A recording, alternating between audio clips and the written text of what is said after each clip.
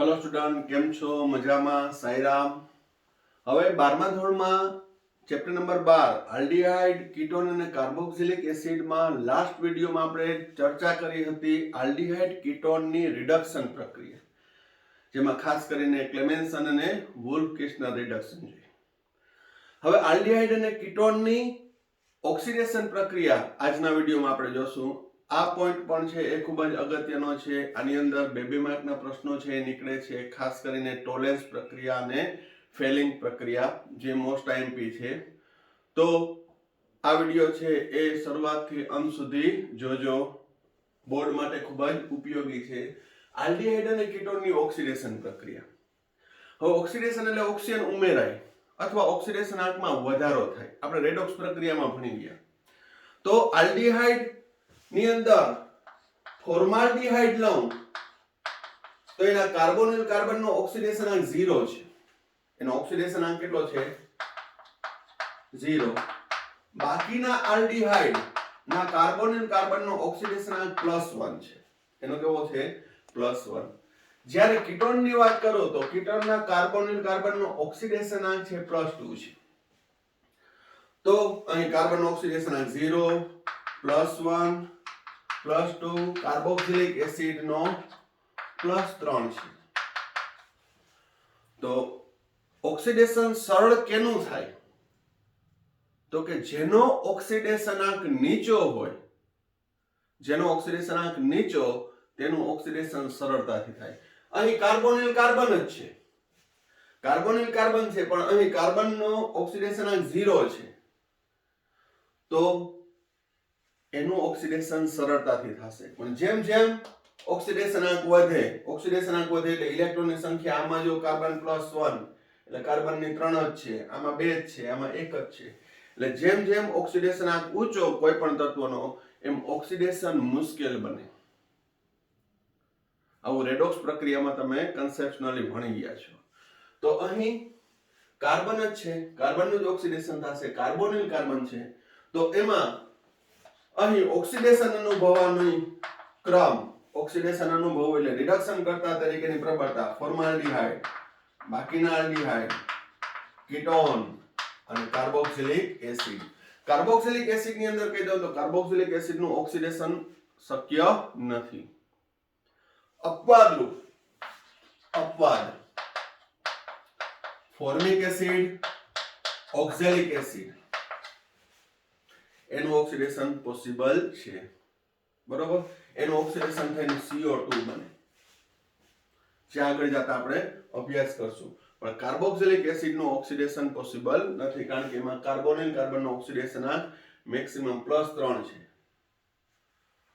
પરિણામે એ સરળતાથી ઇલેક્ટ્રોન હવે ગુમાવી શકતો નથી, પરંતુ ફોર્મિક એસિડ અને ઓક્ઝેલિક એસિડ છે એ ઓક્સિડેશન અનુભવે છે।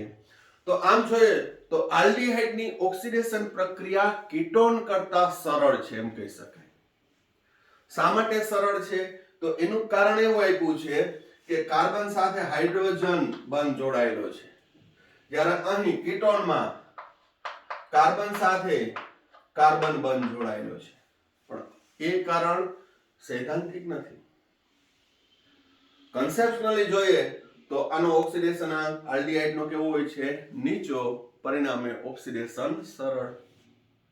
જેમ જેમ ઓક્સિડેશન આંક વધે તત્વનું, તેમ ઇલેક્ટ્રોન ગુમાવવાની વૃત્તિ ઘટશે, એટલે કે ઓક્સિડેશન અનુભવવાની વૃત્તિ ઘટશે, એટલે રિડક્શન કરતા તરીકેની પ્રબળતા ઘટશે।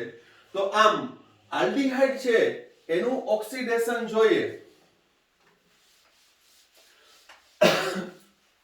તો કોઈ પણ આલ્ડીહાઇડનું ઓક્સિડેશન સામાન્ય ઓક્સિડેશન કરતા, જેવા કે મંદ HNO3, KMnO4, પોટેશિયમ ડાઇક્રોમેટ જેવા ઓક્સિડેશન કરતા વડે સરળતાથી ઓક્સિડેશન થઈ કાર્બોક્સિલિક એસિડ બને છે, કારણ કે ઓક્સિડેશનથી ઓક્સિજન ઉમેરાય, CH બંધ તોડી ત્યાં દાખલ થઈ જાય। આ ઉપરાંત નિર્બળ ઓક્સિડેશન કરતા જેવા કે ટોલેન્સ, ફેલિંગ, બેનેડિક્ટ, બ્રોમિન જળ આ નિર્બળ ઓક્સિડેશન કરતા વડે આલ્ડિહાઇડ નું ઓક્સિડેશન થઈ કાર્બોક્સિલેટ અથવા તો કાર્બોક્સિલિક એસિડ બનશે. એ માધ્યમ ઉપર આધાર રાખે છે. કાર્બોક્સિલેટ આયન એટલે કે કાર્બોક્સિલિક એસિડમાં રૂપાંતર થાય છે. એનો મતલબ કે આલ્ડિહાઇડ ની ઓક્સિડેશન પ્રક્રિયાથી સરળ છે એઝ કમ્પેર ટુ કીટોન. હવે કીટોન નું ઓક્સિડેશન જોવા જાય તો કીટોન નું ઓક્સિડેશન છે એ મુશ્કેલ છે.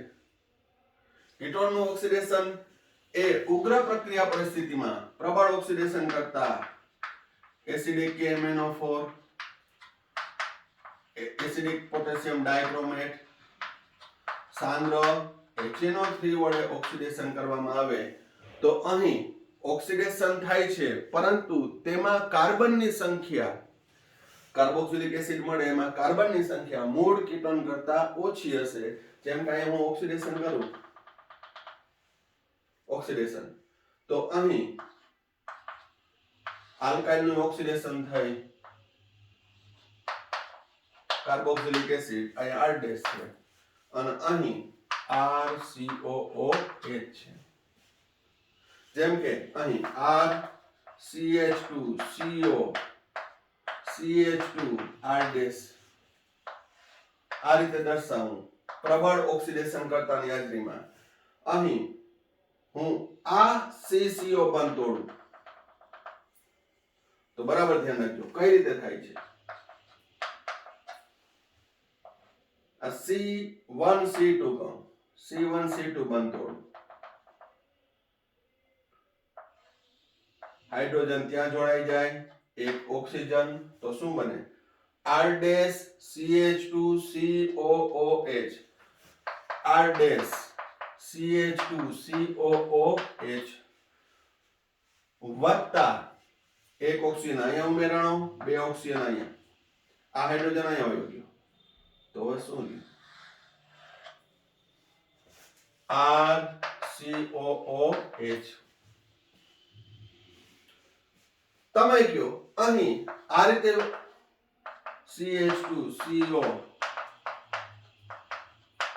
R ડેશ R અને R ડેશ એટલે જુદા જુદા કાર્બન સંખ્યા ધરાવતા આલ્કાઇલ સમૂહ ઓક્સિડેશન ઉગ્ર પ્રક્રિયા પરિસ્થિતિમાં આ બંધ તોડું CO ની બાજુનો CC બંધ તૂટે તો આ હાઇડ્રોજન અહીંયા આવીએ ઓક્સિજન એક ઓક્સિજન ત્યાં દાખલ થયો RCH2COOH RCH2COOH વત્તા અહીં બે ઓક્સિજન દાખલ થાય ટોટલ 3 ઓક્સિજન વપરાશે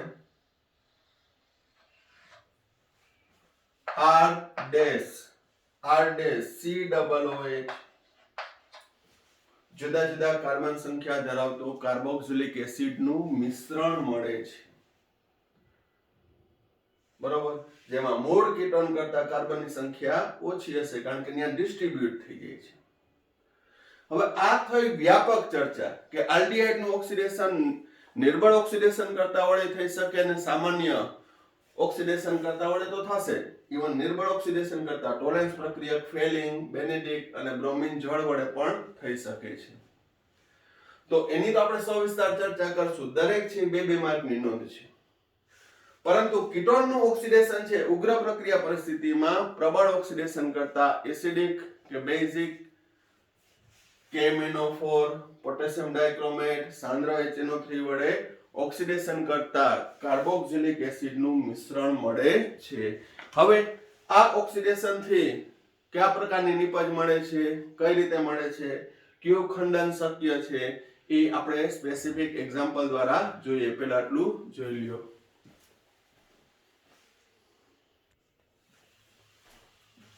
હવે આલ્ડિહાઇડ કીટોન નું ઓક્સિડેશન માં એક્ઝામ્પલ લઈએ કે ધારો કે ફોર્માલ્ડિહાઇડ મિથેનોલ મંદ HNO3 ઓક્સિડેશન થી ઓક્સિજન ફક્ત ઉમેરાય છે RCOOH ફોર્મિક એસિડ ફક્ત ઓક્સિજન છે CH બંધ તોડીને દાખલ થઈ જાય. Ethanol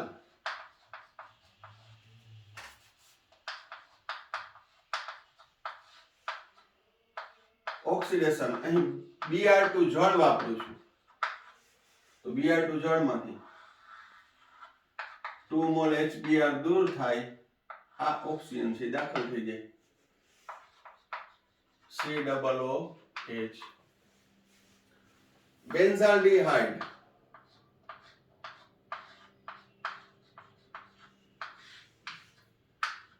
oxidation KMnO4 H2SO4 acidic માધ્યમમાં બેન્ઝાલ્ડિહાઇડ માંથી બેન્ઝોઇક એસિડ, ઇથેનોલ માંથી ઇથેનોઇક એસિડ, મિથેનોલ માંથી મિથેનોઇક એસિડ, સેલિસાલ્ડિહાઇડ લઈએ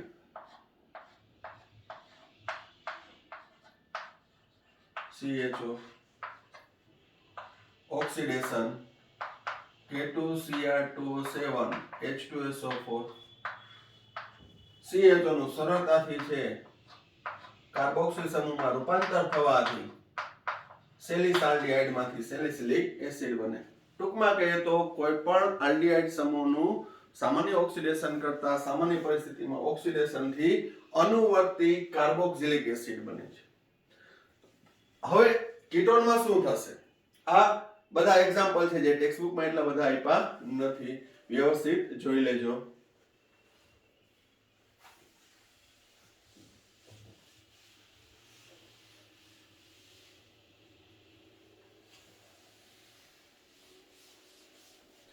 હવે કીટોનનું ઓક્સિડેશન એમાં એસિટોન થી લઈએ.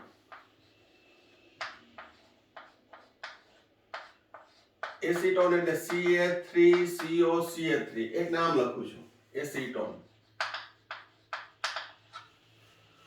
હવે આને સમમિત કીટોન કહેવાય, બંને બાજુ સમાન આલ્કાઇલ છે એટલે સિમેટ્રિકલ કીટોન કહેવાય. એની ઓક્સિડેશન પ્રક્રિયા KMnO4 H2SO4 અથવા સાંદ્ર HNO3 એના વડે ઓક્સિડેશન કરવામાં આવે તો ઓક્સિડેશન દરમિયાન જરૂરી ઓક્સિજન ઉમેરાય. જેમ કે બરાબર ધ્યાન રાખજો, અહીં મેં તમને કીધું સિમેટ્રિકલ છે એટલે કોઈ પણ CC બંધ તૂટશે. આ બંધ તૂટે કે આ બંધ તૂટે? ધારો કે આ બંધ તૂટે છે,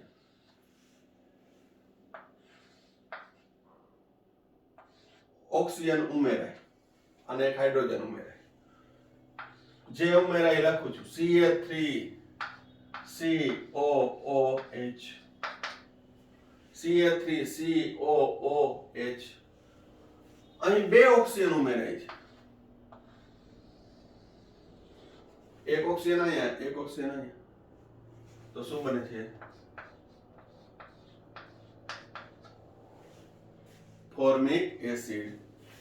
ફર્ધર એનું ઓક્સિડેશન થઈ, આ ઇથેનોઇક એસિડ નું ઓક્સિડેશન નથી થવાનું, પણ આનું ઓક્સિડેશન થઈ અને જોજો ફોર્મિક એસિડ, મેં તમને કીધું ફોર્મિક એસિડ નું ઓક્સિડેશન થઈ CO2 H2O H2O CO2 H2O બને. તો અહીં કાર્બનની સંખ્યા તમે જોવો, એક કાર્બન, આ બે કાર્બન વાળો ડિવિઝન થઈ ગયું, ભાગ પડી ગયા. કુલ કાર્બન તો એટલા જ રહેવાના છે તત્વયોગ નીતિ પ્રમાણે, પણ આલ્ડિહાઇડમાં તમે જોશો તો અનુવર્તી કાર્બોક્સિલિક એસિડ બનતો, તો અહીં જુદા જુદા કાર્બન સંખ્યા ધરાવતો કાર્બોક્સિલિક એસિડ બને છે. તમે આ બંધ તોડ્યો હોત તો એક જ નિપાત મળે. ફોર્મિક એસિડ, ઇથેનોઇક એસિડ, નામ લખવાનું બધાય, ઇથેનોઇક એસિડ. બીજું એક્ઝામ્પલ લઈએ, સિમેટ્રિકલ કીટોન લો.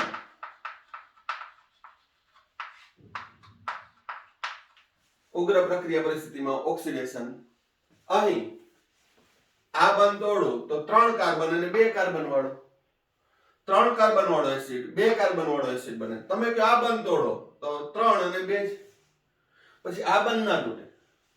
ક્રિયાશીલ સમૂહ CO આ બંધ તૂટશે, અહીં બંધ તોડું, જોજો એક ઓક્સિજન ઉમેરાય અને એક હાઇડ્રોજન. CH2 પાસેથી એક હાઇડ્રોજન, તો લખું છું CH3 CH2 COOH, propanoic acid COOH. અહીંયા શું રહ્યું? CH3 એક હાઇડ્રોજન તો અહીંયા ચાલ્યો ગયો, CH રહ્યો, તો ત્યાં બે ઓક્સિજન ઉમેરાશે. આ સરળતા માટે એ કઈ રીતે બને છે, કઈ નિપજ બને છે, આપમેળે સૂત્ર ઉતરી આવશે. સૈદ્ધાંતિક જાતો જ નથી. સૈદ્ધાંતિક જાવ તો ઓક્સિડેશન આંકના આધારે કહું કે આનો ઓક્સિડેશન આંક છે +2 છે કીટોનનો, એમાંથી +3 બને. આ કાર્બનનો ઓક્સિડેશન આંક -3 થાય, આ કાર્બનનો ઓક્સિડેશન આંક -3 થાય, -3 માંથી +2, તો અહીં 1 નો વધારો, 5 નો વધારો, ટોટલ 6 નો વધારો, 6 નો વધારો થાય. તો 3 ઓક્સિજન ઉમેરાય તો એમાં -6 થશે. 3 ઓક્સિજન નો -6, 6 નો ઘટાડો. કાર્બનના ઓક્સિડેશન આંકમાં 6 નો વધારો એટલે એનું ઓક્સિડેશન થયું. ઓક્સિજનના ઓક્સિડેશન આંકમાં 0 માંથી -6, 6 નો ઘટાડો. આ ઓક્સિજનનો ઓક્સિડેશન આંક 0 હોય એમાંથી -6 થાય છે. કેટલો થાય છે? -6, -2, -2. પણ એ રેડોક્સના આધારે થયું. એવું કરીએ તો વધારે કોમ્પ્લિકેશન થાય. એક તો ઓર્ગેનિક કોમ્પ્લિકેશન વાળું છે. ફંડામેન્ટલી બેઝિક ફંડામેન્ટલના આધારે એ રીતે સમજાવી શકાય. પણ એના કરતા એ ઓક્સિડેશન આંકની જરૂર પડશે ત્યાં કહીશ કે ત્યાં ઈ જ લાગુ પડે. પણ અહીં આ રીતના યાદ રાખશો કે કોઈ પણ કીટોનનું સિમેટ્રિકલ હોવું જોઈએ. હવે સિમેટ્રિકલ ના હોય તો શું થશે જોજો.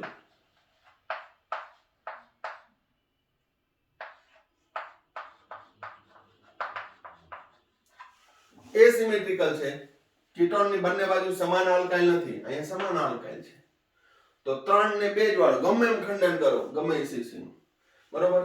હવે અહીં શું થશે? એસિમેટ્રિકલ હોય તો આ પણ ટેક્સ્ટ બુકમાં એટલું ડિટેલમાં આપ્યું નથી. તો બે પ્રકારની નિપજ મળે જોજો.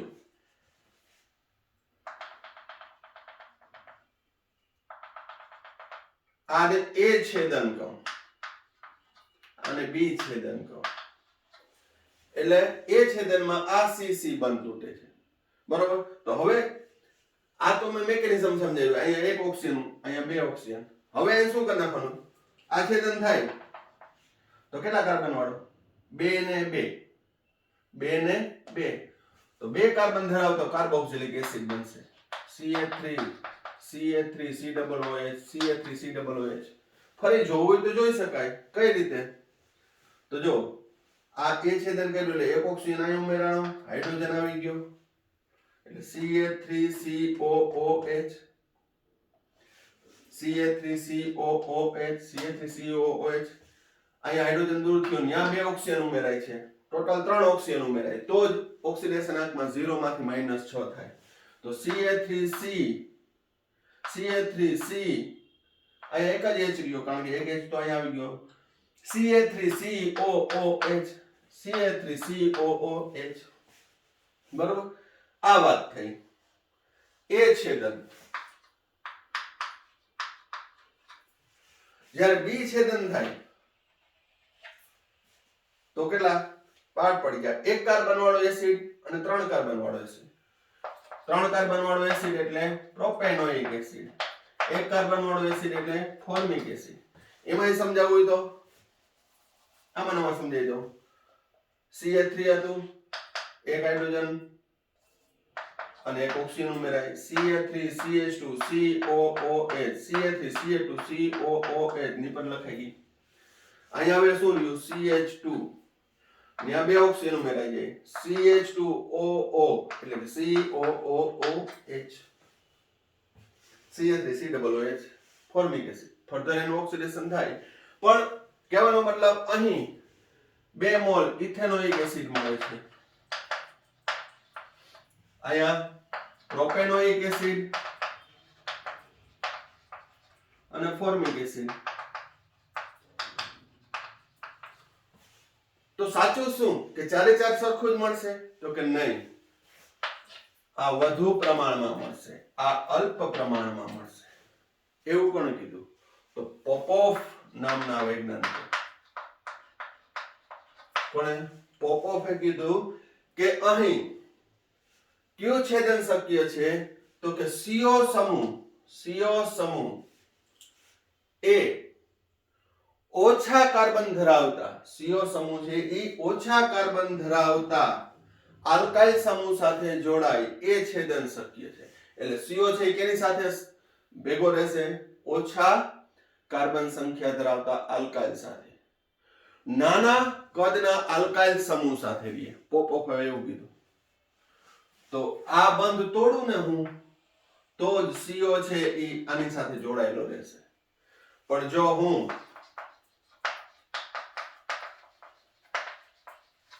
આ બંધ તોડું, આ બંધ વિચ્છેદન, તો CO છે કેના ભેગો જાય છે?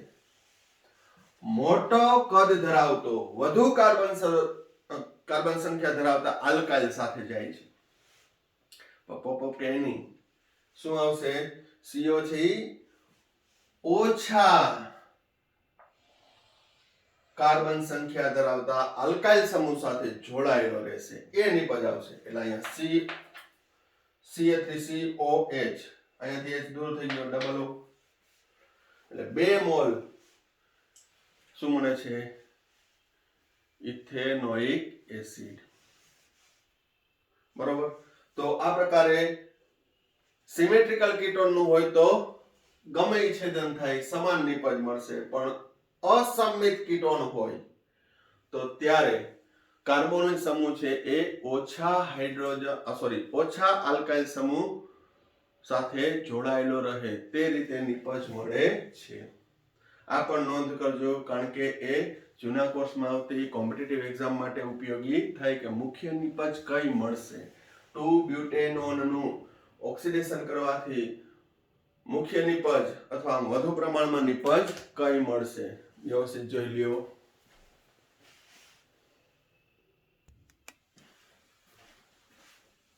હવે નેક્સ્ટ ક્વેશ્ચન, એટલે આલ્ડિહાઇડ કીટોનની ઓક્સિડેશન પ્રક્રિયા છે, પણ એમાં નેક્સ્ટ મુદ્દો ટોલેન્સ કસોટી અથવા રજત દર્પણ કસોટી, નિર્બળ ઓક્સિડેશન કરતા એના વડે આલ્ડિહાઇડ નું ઓક્સિડેશન. તો આ કસોટી ફક્ત આલ્ડિહાઇડ સંયોજનો જ આપે છે, કીટોન સંયોજન આપી શકતા નથી. કારણ શું? તો કે આ નિર્બળ ઓક્સિડેશન કરતા છે. તો પહેલા હું થિયરિકલ પોઈન્ટ જોઉં તો અહીં ટેક્સ્ટ બુક મુજબની પ્રક્રિયા લખું છું. આલ્ડિહાઇડની તાજા બનાવેલા એમોનિયકલ એટલે એમોનિયામય સિલ્વર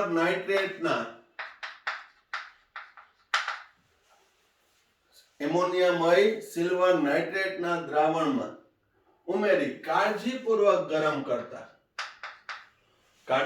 ગરમ કરતા આલ્ડિહાઇડ નું ઓક્સિડેશન થઈ કાર્બોક્સિલેટ આયન બને, વત્તા આ એમોનિયકલ સિલ્વર નાઇટ્રેટ જે ટોલેન્સ પ્રક્રિયક છે એમાંથી ચાંદી છૂટી પડે 2 મોલ, વત્તા 4 એમોનિયા અને 1 H2O, કાર્બોક્સિલેટ આયન બને છે.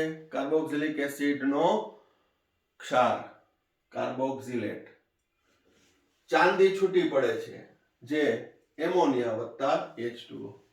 એટલે અહીં થશે શું? ટેસ્ટ ટ્યુબમાં કોઈ પણ આલ્ડિહાઇડ લીધો, એમાં ટોલેન્સ પ્રક્રિયક ઉમેરો. ટોલેન્સ પ્રક્રિયક એટલે AgNH3 twice plus 1 3OH minus 1 ઉમેરો તો થશે શું? અંદરની ગાળે કાળજીપૂર્વક ગરમ કરતા ચાંદી છે સિલ્વર જમા થાય છે અને એને લીધે એક દર્પણ અરીસો રચાય છે. કાચની અંદર સિલ્વર ફોઇલ તમે ચોંટાડી દો તો એ અરીસા જેવું કામ કરે. તો અહીં અરીસો બને છે કેનો? છૂટી પડતી સિલ્વરનો. આથી આ કસોટીને રજત દર્પણ કસોટી પણ કહે છે. હવે આ ટેક્સ્ટ બુક મુજબ છે, જે હું ટેક્સ્ટ બુકમાં તો એ મુજબ બોલી ગયો કે આલ્ડીહાઇડની તાજા બનાવેલા એમોનિયમ સિલ્વર નાઇટ્રેટના સંકીર્ણ દ્રાવણમાં, આ સંકીર્ણ દ્રાવણ છે એટલે કે ટોલેન્સ પ્રક્રિયક ઉમેરી કાળજીપૂર્વક ગરમ કરતા આલ્ડીહાઇડનું ઓક્સિડેશન થઈ કાર્બોક્સિલેટ આયન બને છે અને ટોલેન્સમાંથી છૂટું પડતી ચાંદી, રિડક્શનથી છૂટી પડતી ચાંદી છે એ કષનળીની અંદરની દિવાલ ઉપર ચોંટી જાય એટલે એક પ્રકારનો અરીસો રચાય છે. તમે એમાં મોઢું જોઈ શકો, પણ ટેસ્ટ ટ્યુબમાં મોઢું છે લંબોડિયું દેખાય, પણ દેખાય ખરા, પણ કાળજીપૂર્વક ગરમ કરવાનું. જો વધારે ગરમ કરો તો એ અરીસો કાળો પડી જાય, બરોબર. પણ આ પ્રક્રિયા ટેક્સ્ટ બુક મુજબ છે, પરંતુ એને બેઝથી આપણે તૈયાર કરવી હોય કે ટોલેન્સ પ્રક્રિયક પહેલા તો શું છે એ જોઈએ. ખાલી સંદર્ભ માટે છે પણ નોલેજ માટે છે, ઉપયોગી છે. ટોલેન્સ પ્રક્રિયક શું છે, કઈ રીતે બન્યો છે, જે આપણે સંકીર્ણ સંયોજન ચેપ્ટર નંબર 9 માં ભણશું ત્યારે પણ ઉપયોગી થશે, ત્યારે વધુ ડિટેલમાં આવશે, પણ અહીં પણ શક્ય એટલો પ્રયત્ન કરું છું. સિલ્વર નાઇટ્રેટના દ્રાવણમાં, AgNO3 ના દ્રાવણમાં એમોનિયમ હાઇડ્રોક્સાઇડ ઉમેર્યું ને, એમોનિયમ હાઇડ્રોક્સાઇડ, તો સૌપ્રથમ સિલ્વર હાઇડ્રોક્સાઇડ ના અવક્ષેપ મળશે વત્તા NH4NO3. આયોનિક પ્રક્રિયા થશે, Ag+NO3 -1, એમોનિયમ +1, OH -1. પણ જો AgOH સિલ્વર હાઇડ્રોક્સાઇડના અવક્ષેપમાં વધુ એમોનિયમ હાઇડ્રોક્સાઇડ ઉમેરું, એમોનિયમ હાઇડ્રોક્સાઇડમાં હવે હું આમ લખું છું Na3H2O, એમોનિયમ હાઇડ્રોક્સાઇડ. તો અહીં એમોનિયા છે એ લિગેન્ડ તરીકે વર્તે છે, Ag+1, OH -1. એમોનિયા લિગેન્ડ તરીકે વર્તે, જે સિલ્વરની ખાલી પડેલી S અને P કક્ષકમાં દાખલ થશે, 4S અને 4P કક્ષકમાં દાખલ થશે અને સંવર્ગ સહસંયોજક બંધ બનાવશે. આ સંકીર્ણ કઈ રીતે બને છે? AgNH3 twice +1, એમોનિયાનો 0 હોય, કુલ વીજભાર +1. શું બને છે? બે એમોનિયા, એ લિગેન્ડ, તમે આ શબ્દ સાંભળેલો છે એટલે કહું છું, લિગેન્ડ, લુઈસ બેઝ, ન્યુક્લિયોફાઇલ એ જોડાય છે.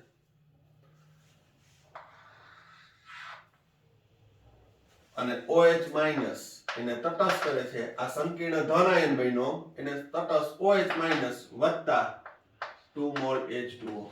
સંપૂર્ણ પ્રક્રિયા કરો, સંપૂર્ણ પ્રક્રિયા.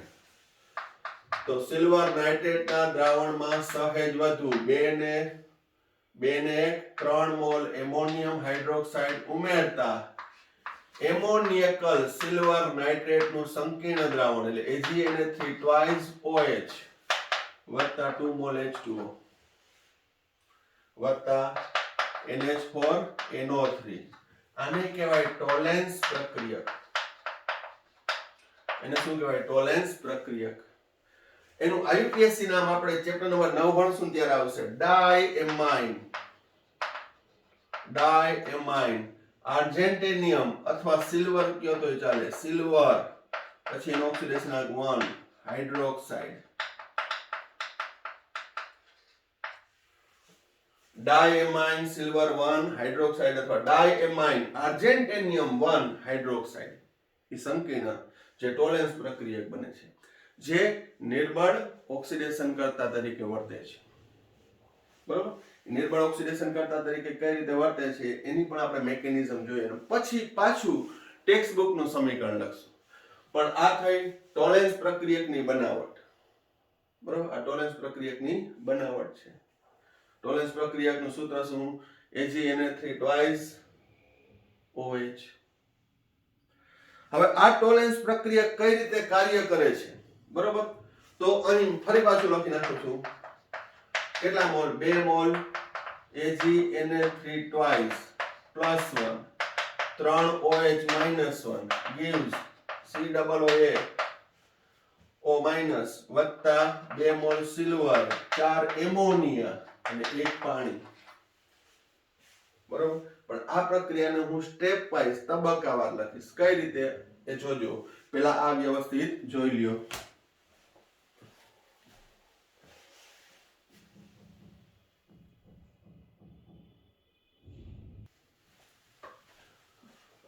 હવે ટોલેન્સ પ્રક્રિયાની ક્રિયાવિધિ જોઈએ.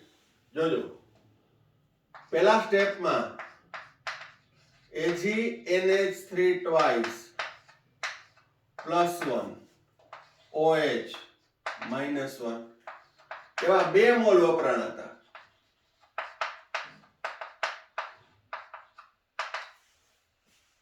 કેટલા મોલ વપરાણ હતા? 2 મોલ. 1 મોલ આલ્ડીહાઇડ સાથે 2 મોલ ટોલેન્સ પ્રક્રિયા વપરાણ હતા.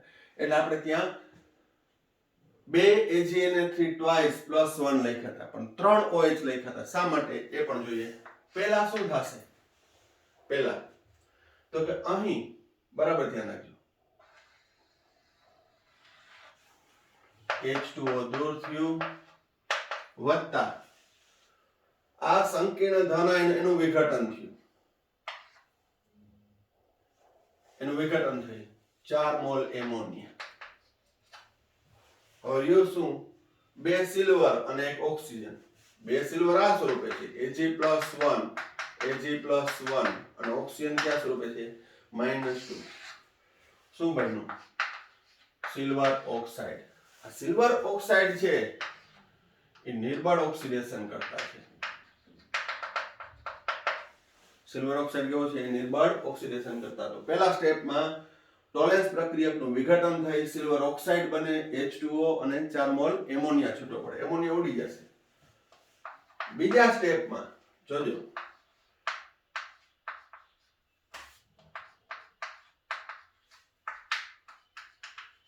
આ સિલ્વર ઓક્સાઇડ બેન્ઝાલ્ડિહાઇડ સાથે કાર્બોક્સિલ આલ્ડીહાઇડ સાથે પ્રક્રિયા કરે. પેલા સિમ્પલ સમજાવું, ઓક્સિડેશન RCOOH વત્તા Ag. આ સમજાઈ દીધું. પણ હવે રેડોક્સ ના આધારે પણ આ બીજા સ્ટેપનો રિએક્શન સમજાય. બાકી શું? Ag2O ઓક્સિજન અંદર દાખલ થઈ ગયો, RCOOH વત્તા Ag. પરંતુ રેડોક્સ ના આધારે સમજાવું તો કાર્બોનિલ કાર્બન ઓક્સિડેશન +1 છે, એમાંથી +3. કોઈ પણ કાર્બોક્સિલિક એસિડ નો ઓક્સિડેશન +3 હોય, અપવાદ ફોર્મિક એસિડ +2. કોઈ પણ આલ્ડીહાઇડ નો ઓક્સિડેશન +1 હોય, અપવાદ રૂપ ફોર્માલ્ડીહાઇડ. +1 માંથી +3, 2 નો વધારો. સિલ્વર હું ડાયરેક્ટ લખી નાખું, 1 નો +1, 2 નો +2 માંથી 0, કારણ કે તત્વ છે. +2 માંથી 0, 1 નો +1, 2 નો +2, ડાયરેક્ટ જ કરી નાખ્યું. 2 નો વધારો, 2 નો ઘટાડો. ત્રીજા સ્ટેપમાં હવે માધ્યમ બેઝિક છે, O-2. જેવો કાર્બોક્સિલિક એસિડ ઉત્પન્ન થયો, OH સાથે પ્રક્રિયા કરી, H+OH- તટસ્થીકરણ થયું. આ રેડોક્સ થયું, આ તટસ્થીકરણ થયું.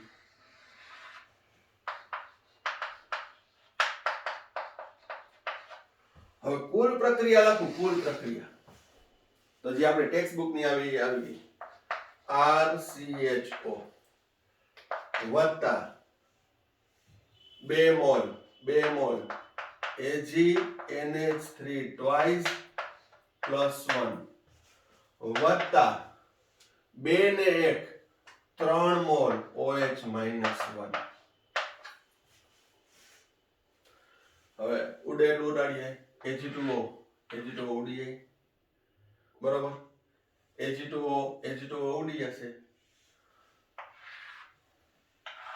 આ બાદબાકી આવડે ને, રેડોક્સ પ્રક્રિયામાં ભણ્યા છો. તો નિપજ બાજુ શું રહ્યું? RCOO- વત્તા 2 Ag વત્તા 4 એમોનિયા વત્તા 2 પાણી.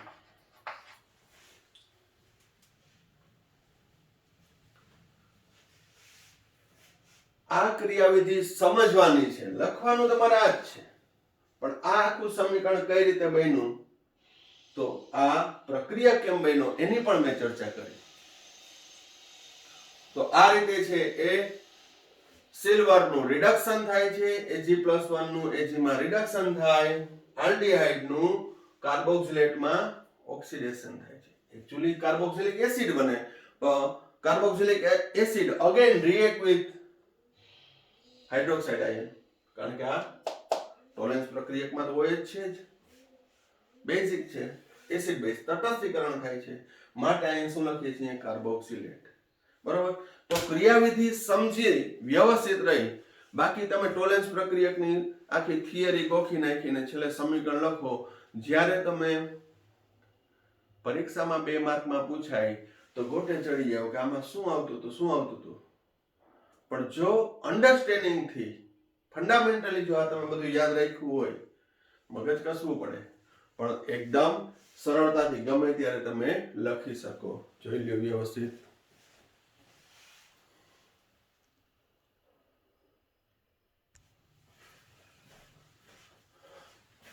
હવે આલ્ડીહાઇડની પરખ માટે પ્રયોગશાળામાં આલ્ડીહાઇડ અને કીટોનને ભેદ કરતી કસોટી એટલે ટોલેન્સ કસોટી. કારણ કે ટોલેન્સ કસોટી છે એ આલ્ડીહાઇડનું ઓક્સિડેશન કરશે, પરંતુ કીટોનનું ઓક્સિડેશન કરી શકતું નથી. કીટોનનું ઓક્સિડેશન મુશ્કેલ છે, કારણ કે આ નિર્બળ ઓક્સિડેશન કરતા છે. કીટોનનું ઓક્સિડેશન +2 હોય, +2 માંથી +4 થઈ શકતો નથી. પણ અપવાદરૂપ ફોર્મિક એસિડ આપશે, પરંતુ કીટોન એકે આપશે નહીં. ફોર્મિક એસિડ છે એ ટોલેન્સ પ્રક્રિયા આપે છે. આપણે જૈવિક અણુમાં ભણશું ત્યારે ગ્લુકોઝ પણ છે એ ટોલેન્સ પ્રક્રિયા આપે છે, જોશું આપણે. ત્યારબાદ નેક્સ્ટ, એવી રીતે આલ્ડીહાઇડ અને કીટોનને વિભેદ કરતી, અલગ કરતી, પરખ કરતી કસોટી એટલે ફેલિંગ કસોટી. આ ફેલિંગ કસોટીમાં ફેલિંગ દ્રાવણ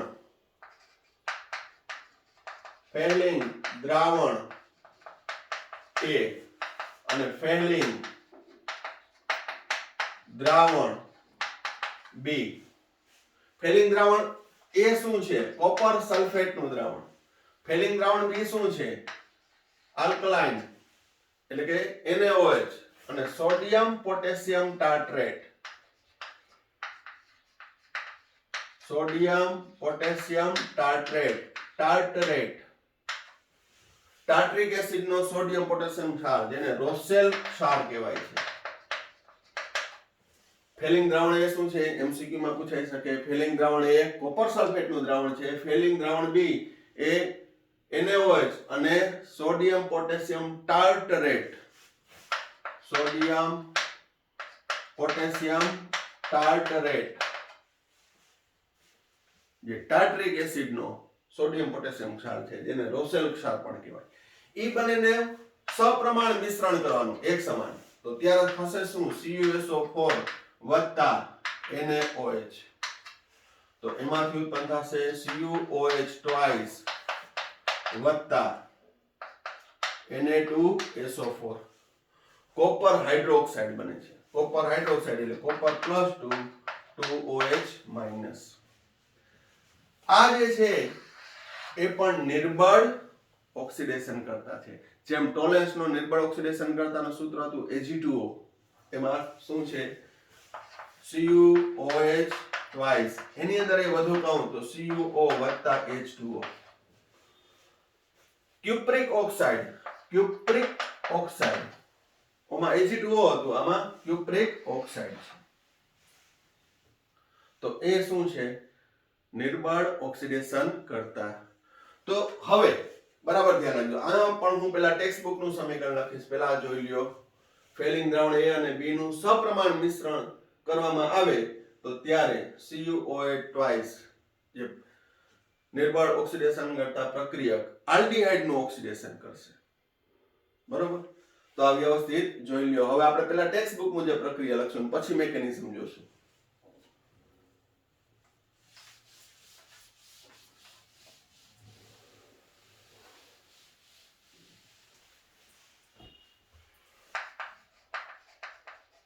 એલિફેટિક આલ્ડીહાઇડ ની ફેલિંગ દ્રાવણ પણ આમ લખવાનું, આમ Cu+2 2 મોલ અને 5OH-1 5OH-1 કાર્બોક્સિલેટ. આલ્ડીહાઇડ નું ઓક્સિડેશન થાય કાર્બોક્સિલેટ આયન વત્તા Cu2O ક્યુપ્રસ ઓક્સાઇડ ના લાલ અવક્ષેપ વત્તા 2 મોલ H2O વત્તા 2 મોલ H2O બરોબર. સોરી 3 મોલ આવશે.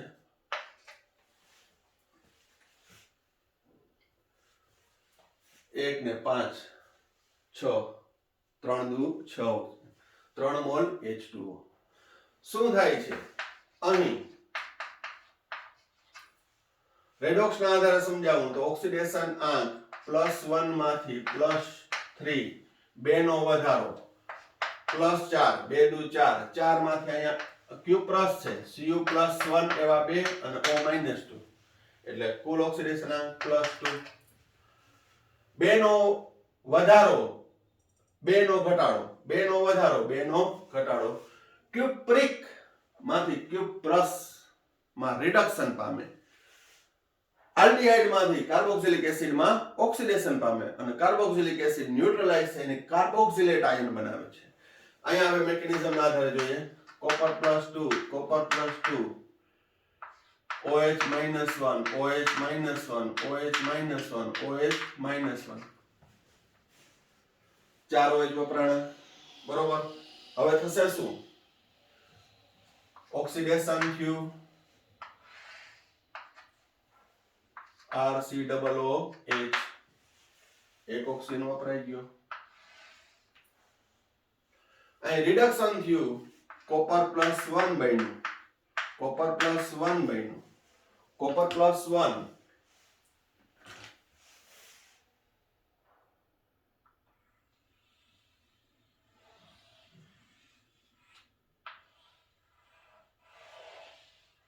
એક ઓક્સિજન 4 OH માંથી એક ઓક્સિજન આમાં દાખલ થયો કાર્બોક્સિલેટ એસિડ બન્યું.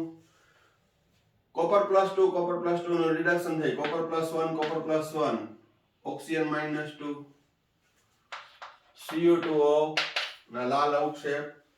હવે શું થશે હાઇડ્રોજન હાઇડ્રોજન 2 OH 2 હાઇડ્રોજન ને 2 OH શું થયું 2 મોલ H2O. કાર્બોક્સિલિક એસિડ માધ્યમ બેઝિક છે બેઝિક માધ્યમ હોવાથી એક OH માઈનસ કાર્બોક્સિલેટ આયન વત્તા H2O. તટસ્થીકરણની પ્રક્રિયા આ રેડોક્સ પ્રક્રિયા છે. ટોટલ મારશો ટોટલ તો જોજો RCHO 2 કોપર +2 છે 2 કોપર +2 એમાંથી કોપર +1 બન્યું 1 2 3 4 ને 5 OH 5 OH -1 gives આ તો ઉડી જશે ઉત્પન્ન થયો વપરાઈ ગયો તો રહ્યું શું RCOO વત્તા Cu2O વત્તા 2 ને 1 3 H2O. આ ટેક્સ્ટ બુક મુજબ પ્રક્રિયા છે એમાં આટલું આપ્યું ના હોય પણ કઈ રીતે બને છે શું બને છે એમસીક્યુ માટે કે ફેલિંગ દ્રાવણ A શું છે ફેલિંગ દ્રાવણ B શું છે એ બેનું મિશ્રણ થાય ત્યારે કયો નિર્બળ ઓક્સિડેશન કરતા ઉત્પન્ન થાય છે બરોબર. અહીંયા 5 OH કઈ રીતે વપરાણા એટલે આ રીતે દર્શાવ્યું 5 OH કઈ રીતે વપરાણા બરોબર કે જેમાં 2 હાઇડ્રોજન 2 OH H2O સ્વરૂપે એમને મેં સમજાવી દેવાનું 2 કોપર અને 1 ઓક્સિજન 2 કોપર ને 1 ઓક્સિજન 1 ઓક્સિજન આમાં દાખલ થઈ ગયો. પણ અહીંયા થોડુંક વધારે સમજાવ્યું કે +1 માં રિડક્શન પામે છે ઓક્સિજન -2 બરોબર. તો આ કસોટી પણ છે એ કીટોન આપી શકતો નથી. સામાન્ય રીતે ફેલિંગ દ્રાવણ છે એમાં એરોમેટિક આલ્ડીહાઇડ માટે પણ મુશ્કેલ છે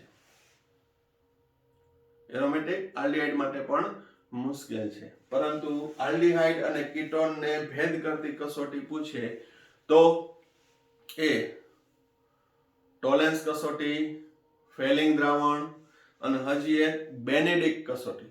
બેનેડિક કસોટી ફેલિંગ કસોટી જેવી જ છે પણ ત્યાં ડિફરન્સ શું છે ત્યાં સોડિયમ પોટેશિયમ સાઇટ્રેટ સાઇટ્રિક એસિડનો સોડિયમ પોટેશિયમ ક્ષાર હતો. અહીંયા શું આવ્યો? સોડિયમ પોટેશિયમના ટાર્ટ્રેટ એની જગ્યાએ અહીંયા બેનેડિક્ટમાં શું આવશે? Sodium potassium tartrate. તો પ્રક્રિયા આ જ આપશે. ક્યુપ્રસ ઓક્સાઇડના લાલ અવક્ષેપ. એમસીક્યુ માટે એ પણ યાદ રાખજો.